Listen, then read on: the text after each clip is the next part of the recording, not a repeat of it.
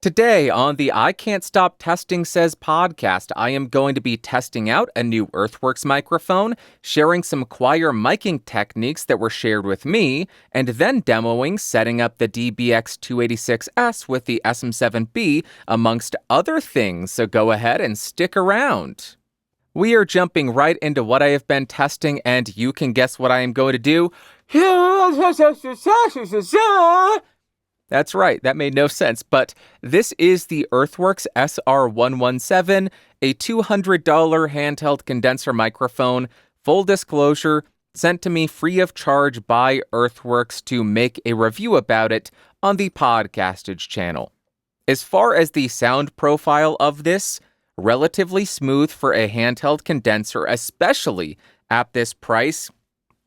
When I was comparing it to other microphones that other people used in the general marketplace, sounds a bit mid-focused because it's more flat. It doesn't have that big presence and treble peak that a lot of handheld mics have, so it comes across slightly more mid-forward, but pretty interesting. I did encounter an issue with it this last weekend. When I was using it for long periods of time, I would just move around, and then I would get a clicking. But once I switched the cable and the input on my X8, I ceased having those problems. We will see if the problem reappears later in this episode. But now it makes me think it's something wrong with the internal cable on my mica, or perhaps the input on my Universal Audio X8. I hope not. That'll be a very expensive fix. But that is what I am using today. Let me know what you think of it. Let us jump to what you had to say. And first thing I will point out, I found a sample of the church recording that was discussed last week. It's not the same recording I heard, but I found a 1-minute recording in the same room, same ensemble. And when I started playing it, again, I got chills over my entire body. It's beautiful. I will link that in the episode notes. If you are interested in hearing what a cathedral sounds like when a choir is singing in it, it's an experience. It is an experience, and I think I just heard a click, so maybe the issue is not resolved, or maybe I'm hearing things, but go check it out. The link will be in the episode notes and the description. Now let's talk about choir miking techniques. The first comment comes from Rob Gibson. He says, I am a member of a very small church, roughly 50 members, in a building which is over 100 years old. I had someone with less experience than me, which isn't much, as my only larger-scale audio experience has been this church, ask me about recording a conversation in a circle, which is how Quakers organize their services apparently. I suggested that he call Sweetwater to talk to one of their sales engineers, but I suggested a pair of stage boundary microphones placed back to back and run into an audio interface like the Zoom H6. According to a follow-up email, that worked perfectly for that case. For this performer, perhaps a pair of boundary mics, each on about a 45-degree alignment off of the center line and cabled into an H6. It's not the cheapest setup, but those mics are specifically designed to pick up that sort of audio for stage work. I can only imagine the incredible acoustics in that space.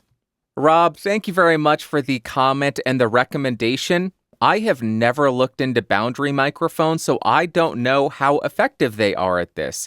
Based on your comment, it seems like it could be a good option. Thank you for the recommendation, and we have another miking technique for choirs comment recommendation suggestion tutorial. This is a good one. This comes from Lillian Weiss, or Weiss, they say. Hi, Bandrew. My dad does a lot of choir and ensemble recordings in churches, so here's what I understood from him. Nothing beats the timing, aka space information, from a spaced A-B pair. If he can, he goes for KM183s flowing 4 meters in the air, spaced as fitting for the ensemble size. This, of course, is neither easy or quick, but it captures every detail. For very small ensembles and imperfect rooms, e.g. hum from heating in a European church, he actually close mics then pans and time adjusts in post. Hard to get the imaging right, but way more forgiving. For easier technique/setup, I quote him, "Look at those Karajan recordings, XY with just one stand for a pair of microphones, yet they're beautiful."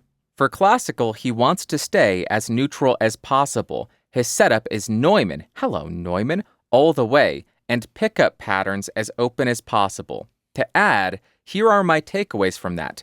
In capturing classical, neutrality and imaging are key.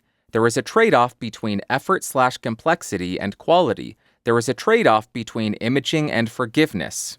Imaging can be chosen to liking all the way from close mic/post through XY, ORTF to AB pairs. In my honest opinion, this has to be tailored to the balance between ensemble and room tone in a specific setting. So many options. Yes, H1N and H6 definitely on the list, as well as pairs of KM184s and KM183s, but so many more.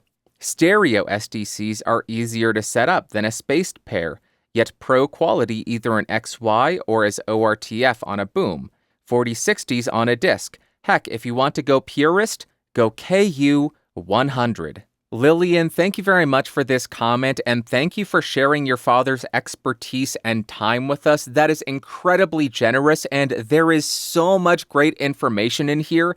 I am thrilled to know that my recommendation of Neumann SDCs is not off base. My mind is not completely lost.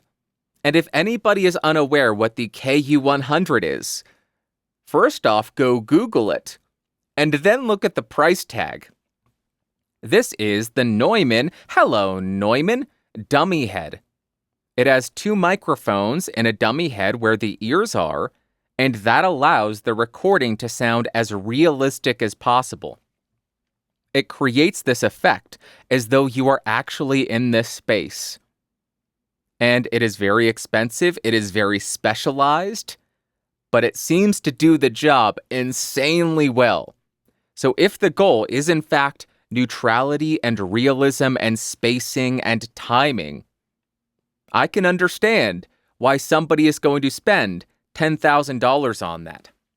Especially once you start to consider the complexity of these multi-mic setups, the amount of time that goes into testing and measuring and doing all the math to determine you're not going to get any kind of phase issues, the simplicity of setting up a single head must be a godsend for many of these engineers. And these engineers have such high hourly rates, and you have entire orchestras, so if you are spending hours just goofing off and trying to find the right microphone setup, you are wasting a boatload of people's time. And if those are all paid musicians, that's a lot of money. 50, 100 people at $100+ an hour, 100+ euros an hour, it makes a lot of sense. Oh, $10,000 for a head, just set it up and it's going to sound great. I will happily do that because that saves me tens of thousands of dollars in wasted labor and wasted wages for these performers. Thank you again so much, Lillian and Rob, for your recommendations, your suggestions, and your expertise on choir miking because, as I mentioned last week, way outside of my wheelhouse. I appreciate you both so much. Next, we have a comment from Matt Cowens, or Coens. He says, I submitted some sound files to a local radio station for a student radio episode they were going to edit for us. They replied that they couldn't use WMA files. That's the format our sound recorder used. So I fed the files into any video converter and re-encoded them into MP3 format and resent them. Problem solved. I think that people with good tools and expert knowledge sometimes don't think of the dumb but effective solution to a problem, as they will have taken into account the flaws and dismissed the approach right off the block. Matt, thank you very much for the comment and for sharing this experience. It makes me feel a little bit less bad about the mistakes that I shared last week. This doesn't seem like a mistake on your part. It seems like some engineers being too close to what they're doing and not seeing the simple solutions. In my case, my mistakes were pretty much unforgivable. Converting a very lossy MP3 to WAV for final release on a CD, unforgivable. Not capturing the correct sample rate, which apparently led to some kind of timing or pitch issues, unacceptable. But at the same time, I think you're exactly right. When we are so close to something, it's easy to forget or ignore or be unaware of the simple solutions. Hey, I have a WMA file. That doesn't work in my DAW, so I can't use it. Instead of typing into Google, converting M4A to MP3, converting M4A or converting WMA to WAV. How do you do this? Maybe they're just lazy. Or maybe, since it does sound like it was a student-run or a school radio station, they don't have the authorization to install software. And if that's the case, they may not have been able to convert that WMA file. So that's another consideration, because a lot of these school computers are really locked down because they know how careless a lot of students are. Hey, it's not my computer. I'll go to all the sites and download all the torrents and download all the stuff. And if they're not very careful with that, all of it is ruined. So maybe that's why they said, yeah, we can't use WMA. They didn't have access to a piece of software that converted it. I doubt that, though. At a radio station, they're likely to have that. Thank you very much, Matt. Appreciate you. Next, we have a comment from Barry Anders. Or is it Anders? Anders Holmvik? He says, I understand wanting the real version rather than an app, so I really like that you spoke to this. I spend so much time in the digital world because my work and hobbies are there. After decades of living like that, I find that there is a great deal of enjoyment interacting with things in a more hands-on way. The notes, calculator, and books are great examples, and the reasons you gave I agree with. Putting ink on paper is satisfying. The smell of books is unbeatable. Even just feeling the pages with your hands is so much nicer than holding a tablet. I'm not sure if this is a natural human desire or if it's just nostalgia because we grew up able to see both sides. I don't really have friends, but I find that talking to people in person has more meaning than on social media. I'm curious and also concerned if this next generation that never knew a different way will have a sense of missing something and not realizing that what they want is real life. Barry, thank you very much for the comment. I think you hit the nail right on the head. It really hit home for me. At my day job, I spend all day staring at a screen with Excel up, some producting, VLOOKUPing, query, download, import. Oh no, all these calculations. And then what do I do when I am done with my day job? When I am done staring at a screen for 6, 7, 8 hours straight? I walk into my studio and I record a video where I stare at myself in a tiny little viewfinder screen, while I look over to my left and look at a massive computer monitor with my notes. And then I import the video files to my computer and spend another 3-4 hours editing that video. So all in all, throughout a single day, I'm easily spending 12, 14 hours staring at a screen. And when you think about it that way, it makes perfect sense why these low-tech alternatives have such an appeal to somebody like me. Shutting off that screen, shutting off that connectivity is freeing, because when I'm at work, I'm available the entire time. When I am recording and I have my computer up, I am reachable, I am available the entire time. Notifications will pop up. Ringy dingy dingy, you got a text. Ringy dingy dingy, you're getting a call. Removing that connectivity, removing that reachability is freeing. It is such an amazing feeling. Taking off your smartwatch, putting your phone in airplane mode or leaving it in the other room, and not being reachable for an hour while you read a book and flip through it, while you write in your diary, write in your journal, while you record in a little voice memo recorder. It's freeing. I think you hit the nail right on the head. As far as being concerned about the next generation, I don't think we have anything to be concerned with. The thing that I am concerned with is every single generation being perpetually online, publishing all their personal information, sharing too much online, thinking too much about social media, and allowing social media and the algorithms and the likes and the comments to dictate your happiness. That's what's concerning to me because I've been down that road. It causes a severe sense of dread. It is a terrifying road to go down. And a lot of people are down that road miles ahead of where I was. And it is a scary thought.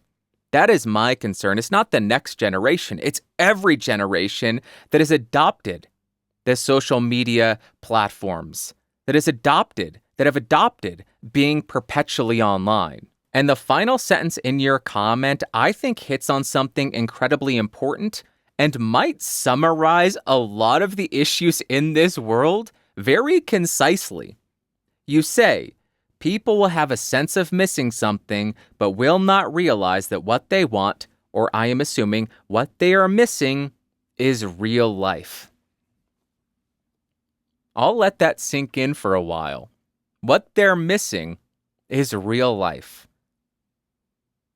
That's incredibly insightful. I don't think we need to put any limits or filters on who this impacts, though. I don't think we just need to focus on the next generation. Like I said, this is a societal-wide problem. My generation, generations before me, generations after me. There are people in each generation who put far too much importance, far too much weight on online social media, their online existence, their online persona. They don't care, or they don't think they care about their day-to-day interactions, the real life, going out on an adventure, interacting and being kind to the people you engage with on a day-to-day basis, asking the person ringing you up at the grocery store how their day is going, talking to the people that you go to work with. What'd you get up to this weekend? Those are the engagements. Those are the interactions that matter. And a lot of people, myself included for a while, lose sight of that. You know what doesn't matter? How many likes you get on a post on Instagram, that carefully curated photograph that you posted to make people think that your life is so exciting and so important, and you are living the greatest life ever and they should be jealous of you? That carefully curated photo list, the likes on it don't matter. The views on a video online don't really matter. Unless you're doing it as a business, then who cares? But if you're doing it because it's fun, it doesn't matter. The likes, the dislikes, the views, the growth, the subs, whatever. That's not real life. Real life is what's in front of us. Oh, I am knocking over water bottles. That's real life. That'll get your heart racing. That'll get you going. Reading a book. Sitting on your couch watching the sunrise while you sip a cup of coffee. That is the thing that brought me back down to reality. It was purely escapism. But when I started waking up at 5:30 in the morning, don't worry, this isn't going to become some kind of motivational speech. Wake up at 5, you'll rule the world. Not going to be one of those. But when I made the decision, I'm going to wake up, going to make a pot of coffee, not going to look at any of my devices. I'm going to sit down on that end of my couch, sip my coffee, watch the sunrise while I read a book. I'm going back to 11th century England. I'm going to Hogwarts today. Brought me right back down to reality. And I understand how silly that sounds. I'm coming back down to reality and living in real life while I escape into a fiction book. But there's tactility to it, and that makes it feel real, because I guess it is. It's a physical item, so it feels real, as opposed to a bunch of ones and zeros on the screen. But I also tried to have meaningful interactions with people. When I go to a restaurant, I will engage with the people who are ringing me up. They recognize me now. Do you know what doesn't matter to them? My subscriber count. What doesn't matter to them? How many likes I got on a post, how my views are doing, how much revenue I am making or not making via YouTube, what my Twitter followers are doing. What matters is, hey, how are you doing? Oh, what'd you get up to? Oh, you had tendinitis and you got surgery. How's your hand doing? Oh, great. Glad to hear you're doing well. That matters. I know I am going on a hippy-dippy diatribe. I apologize. I will move on. Barry, thank you for the comment. I think you touched on some very important points. I don't think we need to single out any generations. This applies to all of them because all of the generations are suffering from the stuff that I think you point out here. Very well said. Next, we have a comment from Daily Tech News. He says, very true. Devices/softwares are made in a way to keep your attention for as long as possible and is definitely a very toxic environment we've gotten ourselves into as a society. At least my attention span is gone immediately as soon as I grab my phone in the morning, and at this point, I really need to get that under control. Best of luck to all of us. Daily Tech News, thank you very much for the comment. I am going to offer some advice to you because I have struggled with this. I used to use my phone as soon as I got up, and as soon as I started using my phone, I would be distracted, my attention span would be shot, and I would use my phone way too long. Waste half a day scrolling. Step number 1, do not take your phone into bed. Do not take your iPad into bed. Do not take your connected devices into bed. The bed is for sleeping or making babies. You do not scroll and social in bed. That's step number 1. Step number 2, delete social media off of your devices. This was one of the best decisions I made. Years ago, I deleted the YouTube Studio app. Not technically social media, but I realized I was exhibiting a lot of the social media addiction characteristics with the YouTube Studio app. I deleted the YouTube Studio app, the Twitter app, Instagram, I installed it again, but I don't look at it much, the Reddit app, every single social media app off of my devices. Now the only apps that I have on my phone, banking, notes, and YouTube proper. Oh, podcasting, Audible books. That's about it. I've been using my phone for 5 years, 6 years now. I still have 200 gigabytes of the 250 gigs that I got because I don't put anything on it, because I don't use it for any of the social media stuff. And that is my recommendation to you. Leaving it out of the bedroom and deleting the social media apps off of your phone is freeing. It will eliminate a lot of that desire to just pick up the phone and scroll, to fill time, to kill time, to waste time. Get them off your phone. That's my recommendation. And I know that's kind of bad advice. Hey, I'm addicted to this thing. Well, stop using it so much. Hey, I'm addicted to alcohol. Well, just don't drink alcohol then. Easier said than done. But that's how I did it. Leave the devices out of the bedroom, or if you need them for the alarm, across the room, and delete the apps that are addictive to you, delete them off of your devices. Thank you very much. Let us go to the next comment from Privateer. They say, I miss my iPod Classic. Other than Spotify, I only use my phone for calls and text. I recently started carrying a Moleskine notebook, and it's so nice to use analog things. Privateer, thank you very much for the comment. I think you're on the right track. Just using a smartphone for calls and texting is the route to go.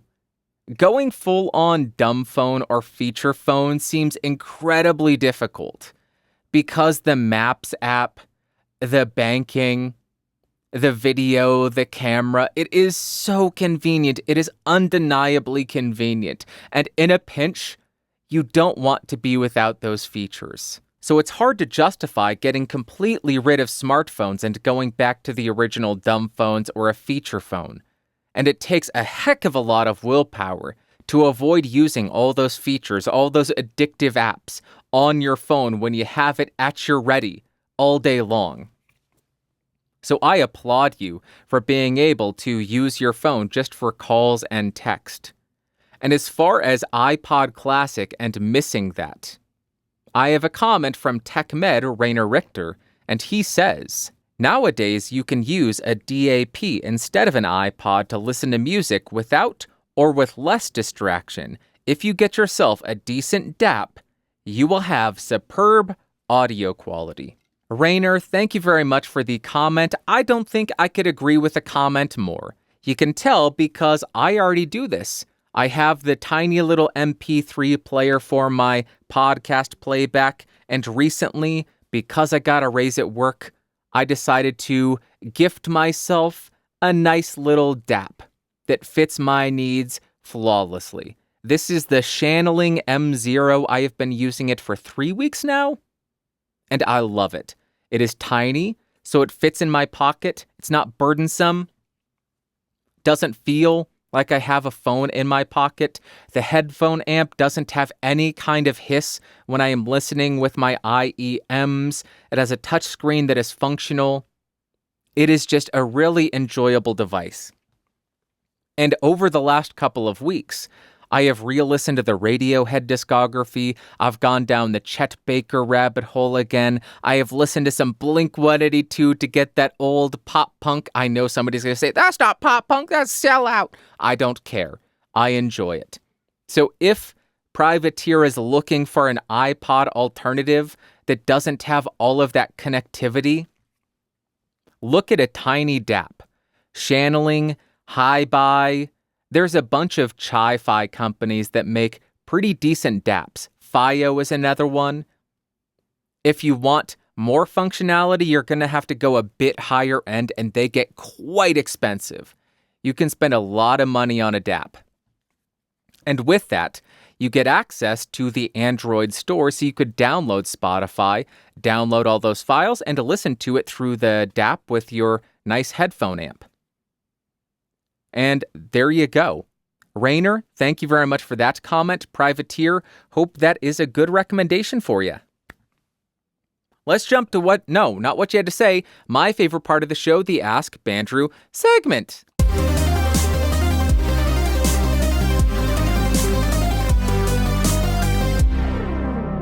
Welcome to the Ask Bandrew segment, the segment where you ask me and I attempt to answer you. Do you have a question that you want answered? Go to askbandrew.com. Askbandrew.com. Say it with me.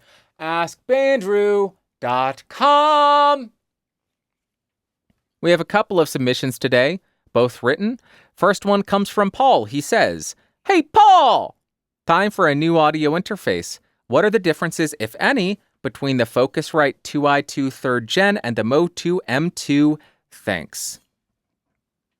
First thing I will say, go to juliankraus.com. That's not a website. I don't know what that is. Do not go there. Don't know why I said that. Go to youtube.com and type in Julian Kraus. Krause. +,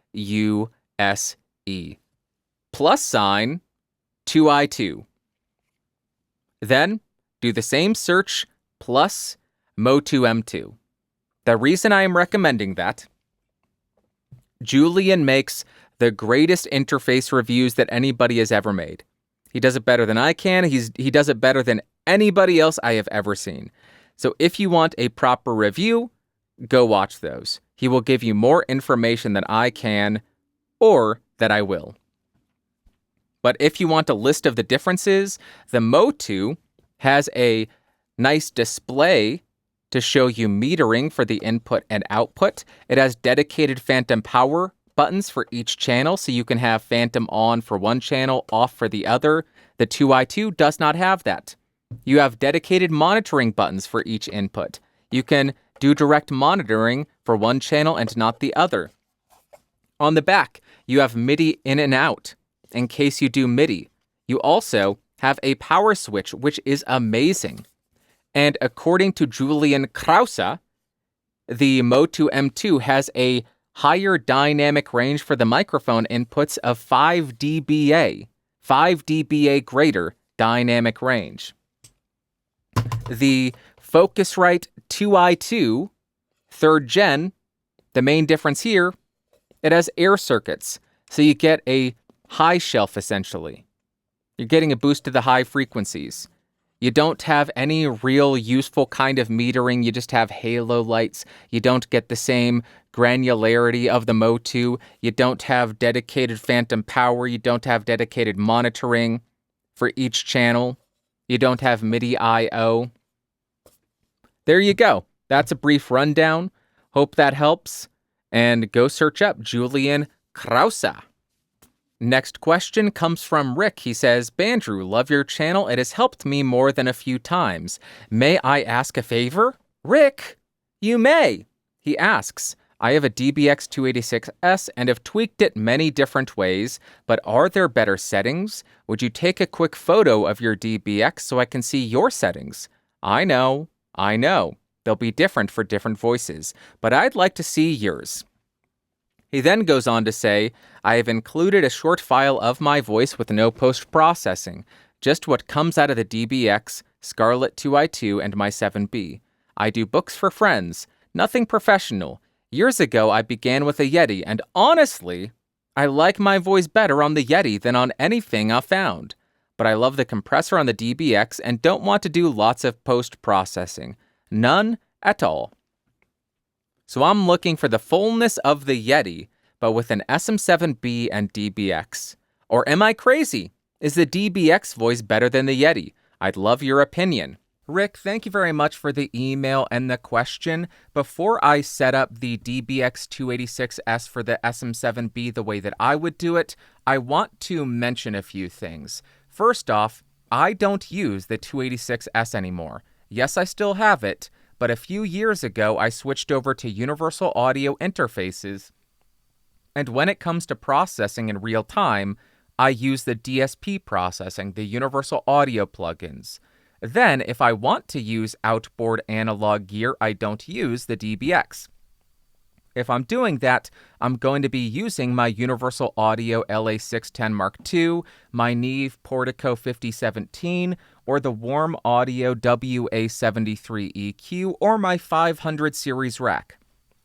The DBX is not a part of my signal chain anymore. Secondly, I am going to be setting up the 286s for my voice through my SM7B in my room to my preferences. Our preferences, our voices, our rooms are all going to be different, so that's going to change what your settings are going to be. First thing I have is the gain, and big surprise, the gain is set at 100%. I don't have phantom power on because I am not using a CloudFET lifter head. I don't have the 80 Hz high-pass filter on. If I did, this is what it would sound like. I don't like 80 Hz high-pass filter, so I just leave that off. Then we get to the compressor section, and this is going to be vastly different from person to person based on how much compression they want, based on how loud and how dynamic their voice is, and based on how far away they are from the microphone. I am going to increase my drive to about 2 on the dial. I am not saying 2 o'clock, I am saying 2. Then I am going to increase the drive to about 3.5. And most of the time, I am getting no compression because I don't want too much compression. The meter is showing no lights. But if I get right on top of it, we start to get a little bit of compression there. The meter starts to show the gain reduction.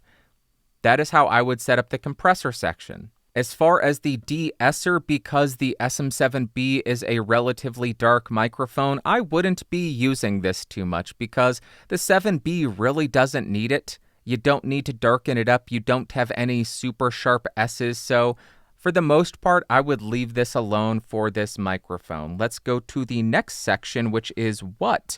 The enhancer. This again is going to be very different from person to person based on their voice and based on their preferences.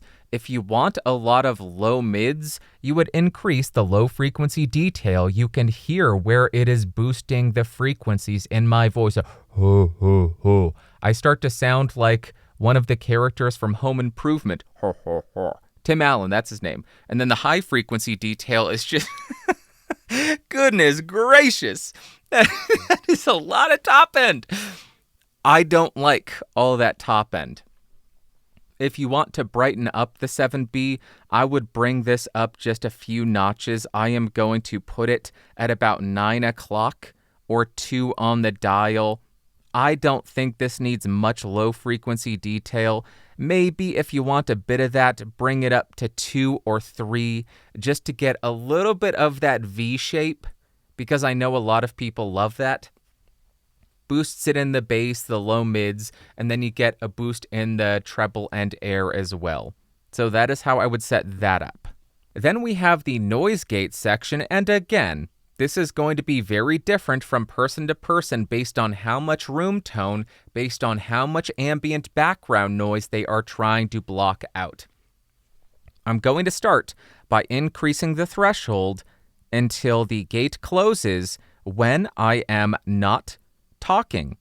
But I also do not want the gate to open when I do stuff like tap on my desk.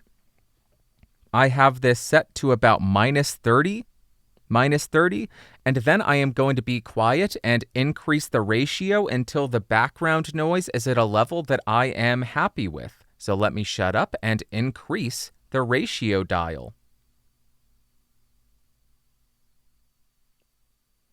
Right about there is where I would set it. So we have the threshold at minus 30 and the ratio set at maybe 1.6, 1.7. The last dial the DBX has is the output gain. Do not copy this. I just have this set so the processed and unprocessed audio are fairly similar in level.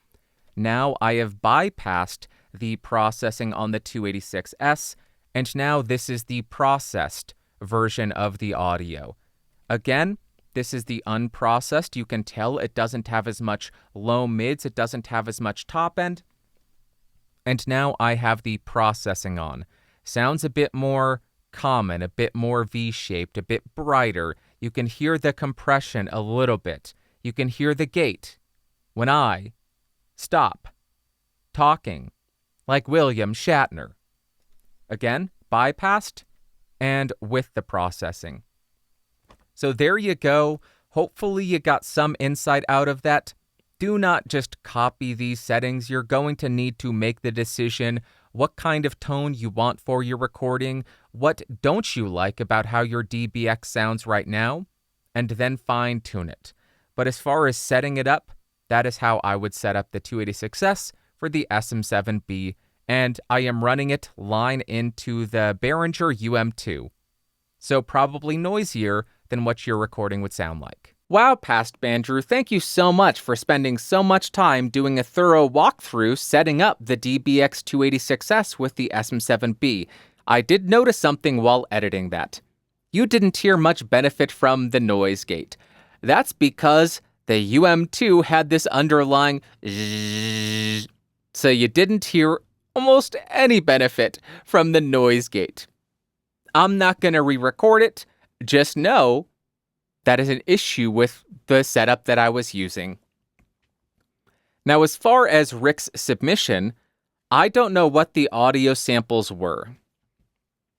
I don't know if one of those was the Yeti, one was the SM7B, one was the 7B with the DBX, one was without the DBX processing on. I'm not sure. So I can't tell you if the DBX voice is better than the Yeti or the Yeti is better than the DBX voice. I'm not sure what I was listening to. What I can tell you, you need to make recordings that you are happy with. The reason I'm pointing that out, if you prefer the sound of your voice through the Yeti, use the Yeti. You may have to do some kind of post-processing. You only have to fine-tune it once, then save it as a preset, open the DAW session, drop in your audio, and you're done, assuming none of the settings on your microphone got fiddled about. So I can't answer that for you, which is better because I don't know what I was listening to. But if you do like the Yeti over the 7B, use the Yeti. No shame in it. You are making recordings that you like the sound of. All right. That is it. Rick, I hope that was helpful in some way, shape, or form. I hope that was helpful to anybody else using the DBX and the 7B. And that is it for this week's episode. I was off my game this week. I will talk to you next week. Thank you so much for watching. Thank you so much for listening. I love you. I hope you have an amazing Sunday, Monday, Tuesday, Wednesday, Thursday, Friday, Saturday, Sunday. I'll talk to you next Sunday. Bye-bye. Wow. Boop.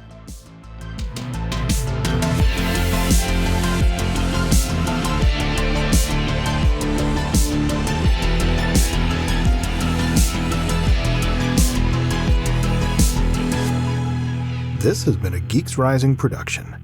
Your executive producer is Bandrew Scott. For more information, head over to www.geeksrising.com.